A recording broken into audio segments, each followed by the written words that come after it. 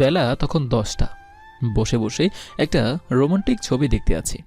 হঠাৎ কারো কল। তাকিয়ে দেখি পিচ্চি গার্লফ্রেন্ডের কল। এবার ভাবছি ধরবো কি ধরবো না, আর ভাবতে ভাবতে ধরেই ফেললাম। কল ধরতে এত সময় লাগে কেন? ঘুমিয়ে আছি তো, তাই টাইম লেগেছে। ও আমার বাবুটা এখন কি করে? তোমার বাবুটা এখন হ্যান্ডেল মারছে। তা আবার কিভাবে মারে? আমিও মারবো। তুমি পারবে না। ওই আবির, আমাকে একটু শিখিয়ে দিবা? আমার না হ্যান্ডেল মারতে ইচ্ছে করতে আছে। তা এখন শিখিয়ে দেওয়া যাবে না। কেন? এখন শিখালে কি এমন হবে? বিয়ের পর শিখিয়ে দেব নে। না, আমি এখন শিখবো। আমাকে এখন শিখাই দিবা, না হলে কিন্তু কান্না করে দিব। বাল, এখন যে কি মহাঝামেলায় পড়লাম। উফো, কি করব এখন? কি হলো, চুপ করে আছো কেন? বলো না কেন আমি হ্যান্ডেল মারবো। ওই আবির, বলো না। ফারজানা, বিয়ের পর এগুলো শিখিয়ে দেবো আনে। আচ্ছা ঠিক আছে, এখন বলো তুমি কোথায় আছো? আমি বাড়িতে আছি বাবু। আজকে কিবার মনে আছে নাকি সেটাও ভুলে গিয়েছো? আমি কি বার মনে রেখে কি করব? আজকে শুক্রবার, আর আজকে আমাদের দেখা করার দিন। আমি সেই তখন থেকে তোমার জন্য বসে আছি। বাবু, আজকে আসতে পারবো না। আমি এখন ছবি দেখতে আছি, আর এটা রেখে আমি কোথাও যাব না। তুমি তো কালকে রাতে বললা যে আমার সাথে দেখা করবা। কই আমি বলেছিলাম? আমার তো কিছুই মনে পড়তে আসে না। আবির, একটু মিথ্যা বলবা না, তাহলে কিন্তু বাড়ির সব কিছু ভেঙে ফেলবো। ওই, তখন আমি ঘুমিয়ে ঘুমিয়ে কথা বলছিলাম, তাই কি না কি বলে ফেলেছি। এত সব কথা বাদ, তুমি আমার সাথে দেখা করতে আসবা না? না, কালকে দেখা করব, প্রমিস। তুই আমাকে আর কল দিবি না, তুই ভালো থাকিস। রাগে গজগজ করতে করতে ফোনটা কেটে দিল ফারজানা। তার আগে পরিচয় হয়ে নেওয়া যাক। আমি আবির, এবার অনার্স 2য় বর্ষে পড়তে আছি। আর এখন কি যে যার সাথে কথা বলছিলাম সে হলো ফারজানা, আমার পিচ্চি গার্লফ্রেন্ড। মেয়েটাকে আমি অনেক ভালোবাসি, আবার নিজের থেকেও বেশি। কিন্তু দুঃখের কথা হলো মেয়েটি দেখতে একদম পিচ্চি আর রাগী। আমাদের সম্পর্কটা সবাই জানে। আসলে প্রতি সপ্তাহে ওকে নিয়ে ঘুরতে যাই, আর ঘুরতে নিয়ে গেলে বাড়িতে আসতেই চায় না। শুধু আমার সাথে সারাদিন বসে থাকতে চায়। ওই তো গত সপ্তাহের কথা, ওকে নিয়ে ঘুরতে গিয়েছিলাম। তার পরের ঘটনা শুনুন। ফারজানা, চলো বাড়িতে যাব, অনেক বেলা হয়ে গিয়েছে। এই তো আসলাম, আর এখনই বাড়িতে যাব? তা তো হবে না, তোমার সাথে আজকে সারা দিন ঘুরবো। তোমার আব্বু আম্মু চিন্তা করবে। সামনের সপ্তাহে তোমাকে নিয়ে আবারও আসবো।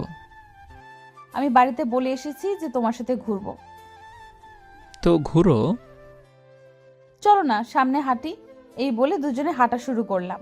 কিছুক্ষণ পর আবির বলল, ফারজানা, চলো না বাড়িতে যাই, সেই 2 ঘন্টা হয়েছে। এখন এই মাত্রই তো আসলাম। মনে মনে ভাবলাম আর তোর সাথে আসবই না, এই কানে ধরেছি। বাবু চলো দোলনায় উঠবো। আমি উঠবো না, তুমি যাও, আমি বাড়িতে যাই। পারলে যা, তাহলে তুই আর আসু থাকবি না। আমি এখানে বসে চিৎকার করব আর কান্না করব, পরে তোরে পুলিশে ধরে নিবে। না না থাক, আর করা লাগবে না, চলো দোলনায় উঠবো। তো এখনো দাঁড়িয়ে আছো কেন? চলো। দুজনে দোলনায় এসে পড়ে। ফারজানা আমার হাত ধরে বসে আছে। আমি ভাবতে আছি যে এই হলো জীবনের শেষ ঘোরা, আর তোর সাথে কোনো দিনও ঘুরতে আসবো না। কিছুক্ষণ পর দোলনায় দোল খেয়ে আবারও নিচে নেমে পড়ি। আর তার কিছুক্ষণ পর বললাম, ফারজানা এখন চলো বাড়িতে যাই। তোমার এত তাড়া কিসের বলো তো? বাড়িতে কি বউ রেখে এসেছো? আমি আর হাঁটতে পারতেছি না, হাত পা সব ব্যথা হয়ে গেছে। এত তাড়াতাড়ি আমি যাব না, আমি আরো ঘুরবো। তুমি এত ঘোরো তবু তোমার মন ভরে না? কথাটা আমি একটু রাগীভাবে বললাম। তুমি আমার সাথে রাগী ভাবে কথা বলছো কেন? আমি কিন্তু এখন কান্না শুরু করে দিব। সরি সোনা, আর কিছু বলবো না, তবু এখানে বসে এরকম কান্না করো না প্লিজ বাবু। আজকে মাফ করে দিলাম। সেই দিন থেকে আমি তওবা পড়েছিলাম, যে ওর সাথে আর কোথাও ঘুরতে যাব না।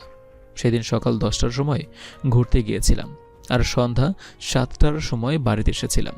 2 দিন পা ব্যথা ছিল আমার। ছবি দেখতে দেখতে হঠাৎ আমার চোখে ঘুম এসে পড়ল, তাই আমি মোবাইলটা রেখে শুয়ে পড়লাম। রাগে আমার সারা শরীর জ্বলে যাচ্ছে, মন চাইতে আছে ওর মেরেই ফেলি।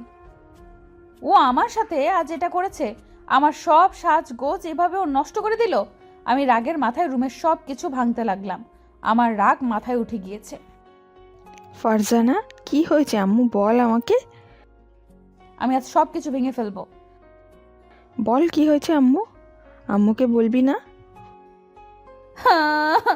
আবির বলছে আজকে আমাকে নিয়ে ঘুরতে যাবে, কিন্তু ও আজকে আসতে পারবে না।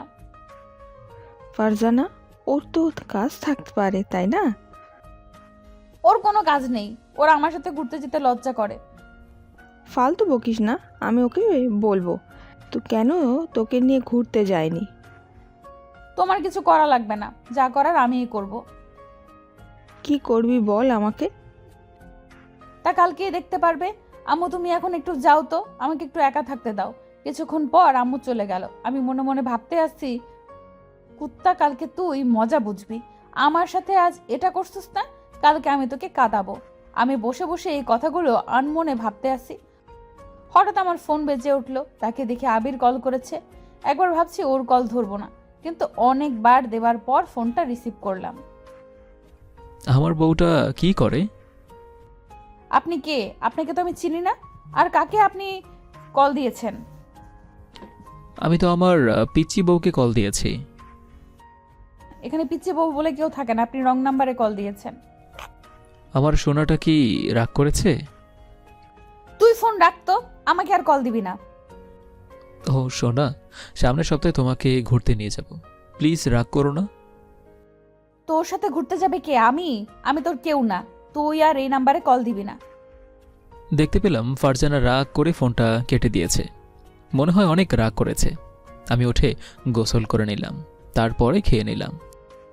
রাতের বেলা বসে বসে পড়তে আছি, তার ভিতর ফোনটা বেজে উঠল। তাকিয়ে দেখি ফারজানা কল দিয়েছে। আমি মনে মনে ভাবতে আছি, যতই তুমি আমার সাথে রাগ করে থাকো না কেন, কোনো দিনও রাগ করে থাকতে পারবে না। কালকে আমার সাথে একটু দেখা করতে পারবেন? আপনার সাথে কিছু কথা ছিল। আমি তো কালকে কলেজে যাব। কালকেই হয়তো আপনার সাথে আমার শেষ দেখা, আর কোনোদিন হয়তো কেউ দেখা করার জন্য বায়না করবে না। শুধু কালকের দিনটাই আমার সাথে দেখা করেন। ঠিক আছে, দেখা করব। আচ্ছা এখন রাখি। কেন, আর কথা বলবা না? আমি এখন কাজ করব। এটা বলে ফারজানা ফোনটা কেটে দিল। আমি ভাবতেছি, তাহলে ওর রাগ এখনো কমেনি। কালকেই ওর সাথে দেখা করে ওর রাগটা ভাঙাবো। পরের দিন আমি ওর সাথে দেখা করতে গেলাম। গিয়ে দেখি ও পার্কে বসে আছে। আমি গিয়ে ওর পাশে বসে পড়ি। বলো শোনা, কি বলবে? আমি আপনার সাথে সম্পর্ক রাখতে পারবো না। আমার কাছে আপনাকে একটুও ভালো লাগে না। ফারজানা, ফালতু কথা বাদ দাও, আর কি বলবে ভালো করে বলো তো। বলছি তো আপনাকে আমার কাছে ভালো লাগে না, তাই আপনার সাথে সম্পর্ক রাখবো না। আমি এখন অন্য একটা ছেলের সাথে প্রেম করব। তাহলে আমি কি করব বলো? তোমার কথা তো আমার পরিবার জানে, আর তাদেরকে সব বলা হয়ে গেছে। তা আমার ব্যাপার আমি কি জানি? দেখতে পেলাম ফারজানা এটা বলে চলে গেল। আমি ওর কথা শুনে মাটিতে বসে পড়ি। এখন আমি কি করব কিছুই বুঝতে পারছি না। আমি বাড়িতে চলে আসি, তারপরে আমি আমার রুমে চলে আসি, আর তারপরে ফারজানার নাম্বারে একটা কল দিলাম। দেখি বন্ধ বলতেছে। তার মানে ও যা বলেছে সব কিছু সত্যি বলেছে। আমি কি করব নিজেও জানি না। চোখ থেকে দুফোঁটা পানি গড়িয়ে পড়ল, আর আমার বুকটা ফেটে যাচ্ছে। আমি এগুলো ভাবতে ভাবতে ঘুমিয়ে পড়ি। বুঝ শয়তানের বাচ্চা, এখন কেমন লাগে? কালকে আমাকে তুই অনেক কাঁদাইছস। আমারও তখন কেমন লাগছে, আমারও খারাপ লাগতে আছে। আমি কি ওর সাথে এতদিন কথা না বলে থাকতে পারবো? যাই হোক, আমাকে কথা না বলে থাকতেই হবে। এইভাবে 7 দিন কেটে গেলে কেউ কাউকে কল দিল না। এই 7 দিন আমার কত খারাপ লেগেছে তা শুধু আমিই জানি। ভাবছি কালকে ওর সাথে দেখা করব, তাই আজকে একটু মার্কেট করতে যাব। তাই আম্মুকে নিয়ে মার্কেটের দিকে রওনা দিলাম। যেতে না যেতেই দেখতে পেলাম আবির রাস্তার পাশে বসে সিগারেট খাইতে আছে। মাথায় তখন অনেক রাগ উঠে গেল। আমি কি ওর কলার ধরলাম আর ওর গালে ঠাস ঠাস করে দুটো চড় লাগিয়ে দিলাম। পিছন দিকে তাকিয়ে দেখি ফারজানা। কি হলো, আমাকে মারলি কেন? সিগারেট খাইতেছো কেন? সেটা আমার ব্যাপার, খাইলে তোর কি? আবারও কিন্তু গালের উপরে লাগিয়ে দিব। ও, ভালো কথা। তোর বর কেমন আছে? বিয়ে করলে তো বর আসবে। তার মানে সবকিছু মিথ্যা বলছো? সেটা তুমি আজকে বুঝলা? তোর সাথে আর কোনো কথা নেই। আমি এখন নতুন বিয়ে করব। আজকে আম্মু মেয়ে দেখতে যাবে। তাহলে ওই মেয়েকেও মেরে ফেলবো আর তোমাকেও মেরে ফেলবো। কেন মারবি? ওই মেয়েকে বিয়ে করলে। সেটা আমার ইচ্ছে, কাউকে তা বলিনি। আবির, এতদিন কিন্তু অনেক কষ্ট হয়েছে তোমার সাথে কথা না বলতে পেরে। যখন আমি বউ নিয়ে আসবো তখন তো তোমার আরও কষ্ট হবে, তাই না? আমি তাহলে মরে যাব। আমি গিয়ে আবিরকে গিয়ে শক্ত করে জড়িয়ে ধরলাম। তুমি তো সেদিন সবকিছু মিথ্যে বলেছ, তাই না? তুমি জানলে কিভাবে? তোমার আম্মু আমাকে সব বলেছে। আর আজকে জানতাম যে তুমি মার্কেটে যাবা, তাই সিগারেট ধরিয়েছি। কুত্তা, তোর কষ্ট দিতে গিয়ে আমি কষ্ট পেলাম। হায় রে, আমার কি যে কপাল। তাই আমিও গিয়ে ফারজানাকে জড়িয়ে ধরলাম। ওই সবাই বিনা টিকিটে সব দেখতে আসে। ওদের দেখতে দাও। আচ্ছা, এখন ছাড়ো আর মার্কেটে চলো। চলে যাওয়া যাক। কেমন লাগলো গল্পটা জানাতে কিন্তু একদম ভুলবেন না। আর এরকম গল্প শুনতে চাইলে আমাদের সাথেই থাকবেন। ধন্যবাদ সবাইকে। বসে বসে পড়ছিলাম, এর মধ্যেই আমার মোবাইলটা বেজে উঠল। তাকিয়ে দেখি রিকার ফোন, তাই তাড়াতাড়ি রিসিভ করলাম। রিসিভ করতেই শুনতে পেলাম রিকা কান্না করছে। তাই আমি বললাম, কি হলো, কান্না করছো কেন? জয়, সব শেষ হয়ে গেছে। তোমার কথা আমার পরিবার জেনে গেছে। এখন আমাকে অন্য ছেলের সাথে বিয়ে দিয়ে দিবে। তো তুমি বিয়েটা করে নাও। আমি তোমাকে রেখে কোনো দিনও বিয়ে করব না। যদি বিয়ে করা লাগে তাহলে আমি বিষ খাবো। রিকা, পাগলামি করো না। আমি তোমাকে ছাড়া বাঁচতে পারবো না। আচ্ছা, তুমি তোমার আব্বুকে বুঝিয়ে বলো। সে কোনোভাবে রাজি হচ্ছে না। এখন তুমি কি করতে চাও? আগে বলো, তুমি মুসলিম হতে পারবে? তোমাকে তো আমি আগেই বলেছি যে আমার মুসলিম হতে কিন্তু কিছু সময় লাগবে। আমি তো তোমাকে সেই সময় দিয়েছি, এখন আর দিতে পারছি না। চলো না, আমরা পালিয়ে অনেক দূরে চলে যাই। আচ্ছা, আমি আজকে রাতেই ভাববো। তার আগে তুমি তোমার আব্বুকে আবারও একটু বুঝিয়ে বলো। ঠিক আছে। কলটা কেটে আমি আবারও আমার আব্বুর কাছে চলে গেলাম। আমি গিয়ে বললাম, আব্বু, আমি জয়কে ছাড়া বাঁচতে পারবো না। তোকে আর কতবার বলবো, ওদের ধর্ম ভিন্ন, আর এটা কোনোদিনও কেউ মানবে না। ও তো বলছে যে ও মুসলিম হবে। তবু আর আমি যে ছেলের সাথে তোর বিয়ে ঠিক করেছি সেই ছেলের সাথেই তোর বিয়ে দিয়ে দিব। আমি ওই ছেলেকে বিয়ে করতে পারবো না। আমি যেটা বলেছি সেটাই হবে, আর তোর আজকের পর থেকে বাইরে যাওয়া বন্ধ। এটা বলে বলে আব্বু আমাকে টানতে টানতে একটা রুমে নিয়ে যায়, গিয়ে দরজাটা আটকিয়ে দেয়। আব্বু প্লিজ দরজাটা খুলো, আমি ওরা ছাড়া বাঁচতে পারবো না। তোকে আগামীকালই বিয়ে দিয়ে দিব। এটা বলে আব্বু চলে গেল, আর আমি রুমে বসে একা একা কান্না করতে আসছি। কি করব বুঝতে পারছি না। তাই মনে মনে ভাবলাম, জয় যদি আমার সাথে পালাতে রাজি না হয় তাহলে আমি সত্যিই বিষ খাবো। তাই আমি জয়কে আবারও একটা কল দিলাম। কিছুক্ষণ পর রিসিভ করলো। কি ভাবলে কি? এখনো কিছু ভাবিনি। আমার মরার পরে তুমি ভাইবো। এটা তুমি কি বলছো? তা কালকেই দেখতে পারবা। আর শোনো, আব্বু আমাকে আটকে রেখেছে, কালকে আমাকে বিয়ে দিয়ে দিবে। যে হোক, কালকে তুমি আমার সাথে পালিয়ে যাবা। যদি না যাও তাহলে আমার লাশ দেখতে আমাদের বাড়িতে চলে এসো। এটা বলে রিকা ফোনটা কেটে দিল। আমিও কি করব বুঝতে পারছিলাম না, তাই মনে মনে ভাবলাম যে আমি ওর সাথে পালিয়ে যাব। আমি হলাম জয়, লেখাপড়ার পাশাপাশি একটা ছোট্ট জব করছি। আর এখন যার সাথে কথা বলছিলাম ও হলো রিকা।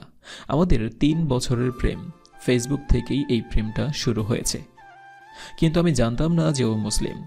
আসলে আমরা হিন্দু আর ওরা হলো মুসলিম। আমাদের পরিবার এটা কোনোদিনও মানবে না, আর ওদের পরিবারও এটা মানতে চাইবে না। আমি আমার আব্বু আম্মুকে অনেক বুঝিয়েছি, কিন্তু তারা রাজি হয়নি। এরকম বিধর্মীকে কেউ মানবে না। তাই আমি ভাবলাম যে আমি মুসলিম হব আর ওকে নিয়ে পালিয়ে যাব। এটা ভাবতে ভাবতে আমি ঘুমিয়ে পড়লাম। সকালে ফোনের শব্দে ঘুমটা ভেঙে গেল। তাকিয়ে দেখি রিকার ফোন।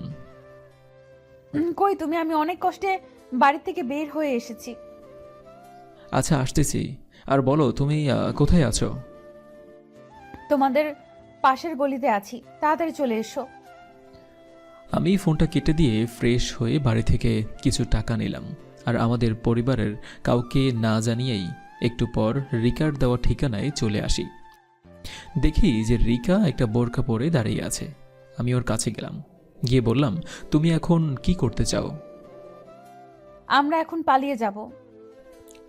কোথায় পালিয়ে যাবে? ঢাকা চলো, লেট হয়ে যেতে আসছে। এতক্ষণে আব্বু মনে হয় খুঁজতে বের হয়েছে। এটা বলে বরিশাল থেকে ঢাকার উদ্দেশ্যে রওনা দিলাম। তারপর বাসে ওঠে রিকাকে বললাম, তুমি যে পালিয়ে আসছো এটা কি তোমার আব্বু জানে? না, তবে একটা চিঠি লিখেছি। ও, বুঝতে পারছি। আমি রিকাকে সারা বাড়িতে খুঁজেছি, কিন্তু পাচ্ছি না। তাই আমার রিকার রুমে চলে এসে দেখি একটা চিঠি। আমি চিঠিটা খুলতে লাগলাম। আব্বু, আমি জয়কে ছাড়া বাঁচতে পারবো না। ওরে আমি অনেক ভালোবেসে ফেলেছি। তোমার মতে আমি ওই ছেলেকে বিয়ে করতে পারবো না। তাই আজ অনেক দূরে পালিয়ে যাচ্ছি। দয়া করে আমাকে মাফ করে দিও। চিঠিটা পড়ে আমার রাগ যেন মাথায় উঠে গেছে। তাই আমি সব জায়গায় লোক লাগিয়ে দিলাম আর আমি নিজে খুঁজতে লাগলাম। অনেকক্ষণ গাড়িতে থাকার পর ঢাকা এসে পৌঁছলাম। তাই জয় বলল, এখন কি করবা? এখন তুমি মুসলিম হবে, তারপরে আমরা বিয়ে করব। তো থাকবো কোথায়? একটা বাসা ভাড়া নিব। ঠিক আছে। আমি গিয়ে কালেমা পড়ে মুসলিম হলাম। তারপরে কাজী অফিস থেকে বিয়েটাও করলাম। অতঃপর একটা বাড়ি খুঁজতে বের হলাম। কিছু সময় পর একটা বাড়ি ভাড়া নিলাম। তুমি কিছু বাহির থেকে খাবার নিয়ে আসো। এতক্ষণে এদিকের কাজটা আমি করে নিই। আমি বাহির থেকে খাবার নিয়ে আসলাম। এসে দেখি রিকা আমাদের রুমটা গোছাচ্ছে। আমি বললাম, রুম গোছাচ্ছ কেন? আমাদের তো এখন এইটাই বাড়ি, তো এখন তো থাকার ব্যবস্থা করতে হবে। ঠিক আছে।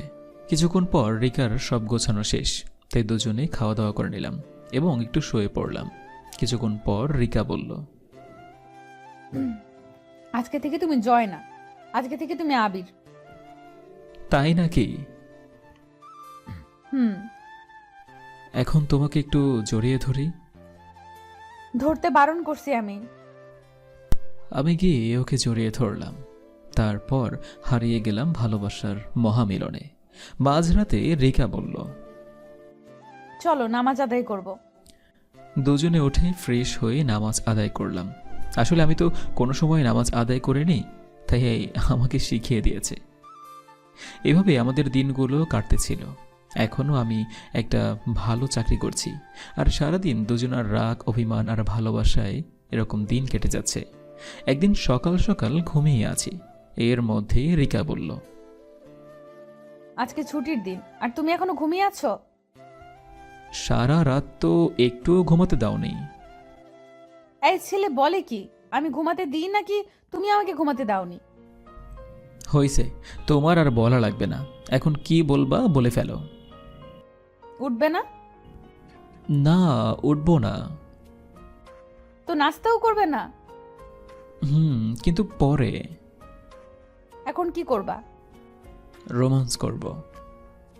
তুমি কি মার খাবা? আমি গিয়ে ওকে জড়িয়ে ধরলাম। এই ছাড়, আমার কিন্তু লাগতেছে। ও আমার কাছ থেকে ছাড়িয়ে নিয়ে এক দৌড়ে ছাদে চলে গেল। আমি উঠে ফ্রেশ হয়ে নিই, তারপর নাস্তা করে নিলাম আর অতঃপর ছাদে গিয়ে রিকাকে জড়িয়ে ধরলাম। অনেক হয়েছে দুষ্টুমি।